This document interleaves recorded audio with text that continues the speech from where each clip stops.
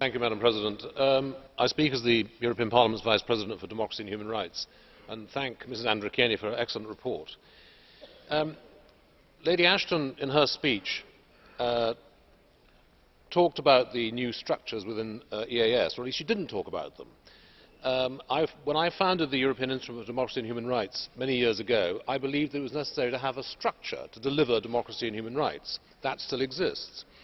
But Lady Ashton talks about and incidentally the Commission wanted to abolish it and mainstream human rights and democracy through all external programmes. Now Lady Ashton doesn't talk about mainstreaming in her speech, but I fear that when she talks about a silver thread so thin that it risks breaking at the first pressure, she's talking about a sort of filigree foreign policy, and I think we need more than that. We'd like to see, as others have said, right around the House, a directorate for human rights and democracy within the EAS, and possibly a special representative. Like Mrs. Hautala, I was in Oslo last week, and I'd like to just reflect on one single point.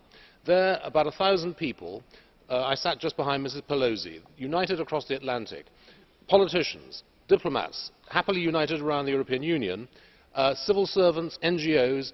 When there was a standing ovation, it was unanimous. No wave, no fragmented approach. Everybody stood up because we stood as Western civil society behind a set of principles. So in the future, when the EU projects its soft power, it must also project principles. And we look to you, Mrs. Ashton, to bring those forward. Thank you so much.